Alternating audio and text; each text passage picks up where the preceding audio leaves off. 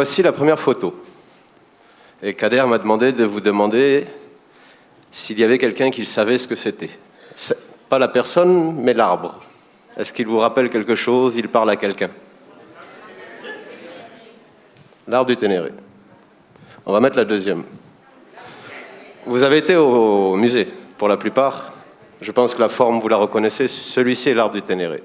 Le précédent, c'est l'arbre perdu, qui s'appelle aussi, que les autochtones ont appelé l'arbre Thierry Sabine en hommage de cette personne.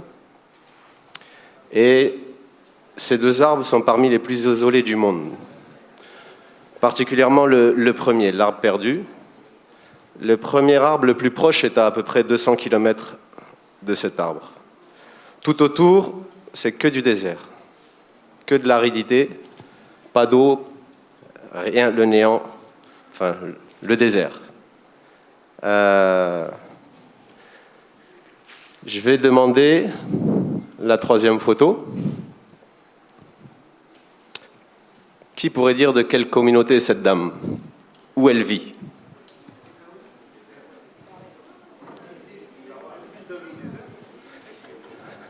C'est le Kawar, c'est une femme Toubou.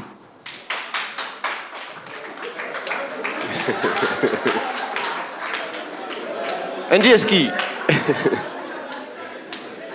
Ces femmes, chaque année, après la saison des pluies, elles récoltent des dattes dans les oasis du Kawar, que entre femmes, et après, elles font une excursion qui dure plusieurs mois, où elles traversent tous les petits oasis du Kawar, qui est à l'extrême est du Niger, au Levant, au fin fond du désert, près du Tchad et de la Libye. Et pendant toute cette durée, elles traversent, voilà, vous voyez, c'est des zones assez désertiques, d'oasis en oasis pour vendre leurs produits et puis faire du troc aussi.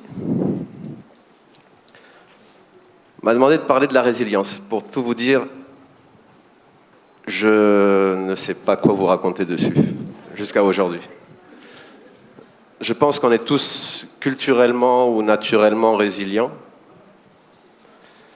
Pour ce qui est des arbres, c'est plus de l'adaptation, parce qu'ils sont dans un élément, c'est, comment dire, routinier, on va dire, entre guillemets. Pour ces personnes-là, ces populations qui vivent dans le désert, qu'ils soient Toubou, Touareg, les Peul-Bororo, Wadabé, sont confrontés à la résilience, oui. Ils ont des vies très dures, très peu d'eau, les aliments, c'est pas toujours facile d'en trouver, et ils ont réussi à construire leur vie dans cette adaptation à la difficulté de l'environnement où ils vivent. Personnellement, moi, je ne peux pas dire que j'ai été confronté à ce genre de vie. Jusqu'à l'âge de 15 ans, j'ai eu une vie dorée. J'avais un papa qui gagnait beaucoup d'argent avec son entreprise. Des gens traversaient le pays pour lui demander de l'aide. Donc je ne peux pas dire que je suis tombé sur des grandes difficultés dans cette période-là. Par contre, j'ai grandi à Agadez. J'allais beaucoup à la campagne, on dit brousse ici. Je jouais avec mes amis dans la rue, donc j'étais au contact de gens qui ont des vies très difficiles. Je pense vous aussi tous. Mais ma première expérience, où j'ai eu peut-être confronté à quelque chose d'un peu difficile, est arrivée vers l'âge de 15 ans. En fait, moi, ma mère est française. Je l'ai découvert plus tard, que j'étais un peu français. J'ai grandi d'abord à Agadez puis à Niamey, et j'ai jamais imaginé dans ma vie, même je ne pensais pas aux études supérieures encore, que j'allais vivre en France. Et c'était au moment de la conférence nationale au Niger, et comme partout dans beaucoup de pays d'Afrique, il y a eu des révoltes ou des manifestations qui ont été plus ou moins, entre guillemets, violentes. Et il y a eu une rébellion au Niger à ce moment-là. Et mon père, un peu plus tard, voyant que les gens ne voulaient pas aller vers le dialogue, forcément, il s'est senti dans le devoir de rejoindre les rebelles, pour différentes raisons, surtout pour tenir un peu tout le monde, je pense. Et donc, il a été obligé de nous envoyer en France. Donc moi, le contact que j'ai eu avec l'approche que j'ai avec la résilience à ce moment-là, c'est plus émotionnel. C'est de me retrouver dans un autre pays, un espèce de réfugié dans des bonnes conditions. Mais c'était surtout, voilà, pour vous dire, émotionnel. Après, plus tard dans la vie, bien sûr, on est tous confrontés à des épreuves. Je pense que tout le monde ici a des expériences à partager par rapport à ça. Voilà, c'est ce que tout le monde vit. Pour vous parler de la résilience, je pense que ça, c'est quelque chose qui est culturel, qui est naturel. L'être s'adapte obligatoirement. La vie, il y a des millions d'années, la planète aurait subi des météorites qui seraient tombés sur la planète. Les dinosaures auraient disparu à cette période-là, mais la vie a continué. La nature a continué à vivre. Peut-être que c'est nous, l'espèce humaine, qui aujourd'hui lui faisons le plus de mal. Mais dans l'ensemble, les êtres vivants, la planète est résiliente. Les êtres s'adaptent. Surtout, moi, ce qui m'intéressait aujourd'hui, je vais vous présenter une autre personne, quelqu'un du Niger. Dans les plus jeunes, est-ce que quelqu'un sait qui est cette personne? Boubou Hamma. Boubou Hamma,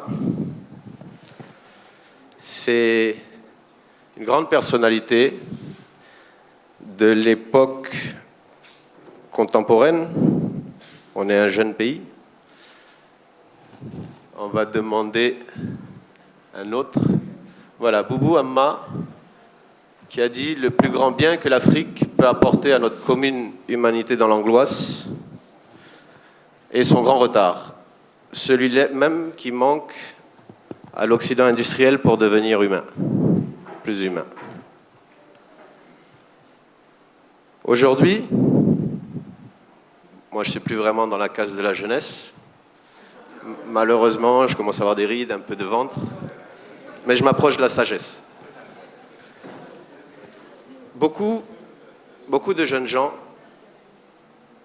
parlent de résilience, de changement, etc., etc. Nos populations sont résilientes, nos concitoyens sont résilients. Mais parfois, dans nos actions, dans nos actes, dans nos réflexions,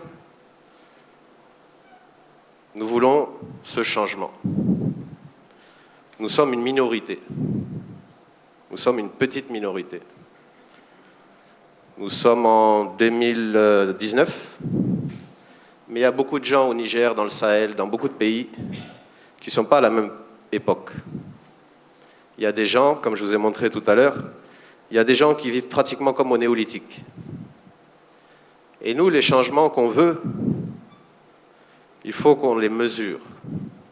Il faut qu'on les mesure parce que parfois, on atteint leur résilience dans nos volontés, dans nos souhaits, dans nos ambitions, dans nos aspirations. Et il faut penser à ce que les choses se fassent en douceur pour ces gens-là, parce que c'est parfois violent pour eux. C'est pourquoi, si moi j'ai un conseil à donner aujourd'hui à la jeunesse, tout d'abord, surtout beaucoup de jeunes comme moi qui sont enfants de Nanty, qui auront le plus de chances demain de décider, d'inspirer, de motiver les changements, de motiver des politiques, de motiver des décisions, d'être sûr de prendre les bonnes décisions. Et pour ceux, d'aller découvrir plus le pays. Parce que pour la plupart, nous avons fait les meilleures écoles, nous avons des moyens, nous serons en meilleure position demain pour décider, inspirer de l'avenir de nos pays. Et si on ne connaît pas les réalités de nos pays, si on ne va pas à la découverte de nos pays, en restant toujours dans les capitales, dans les centres urbains, on risque justement encore d'atteindre la résilience de ces populations en prenant des décisions parfois qui sont contraires à leur mode de vie, qui sont contraires à leur mode de pensée, qui sont contraires à leur culture, parce que nous n'avons pas forcément tout à fait la même que quand on est en ville, quand on est en campagne. Donc voilà, moi c'est surtout ce conseil que je voulais donner aujourd'hui, surtout à l'endroit de la jeunesse du Niger. Merci.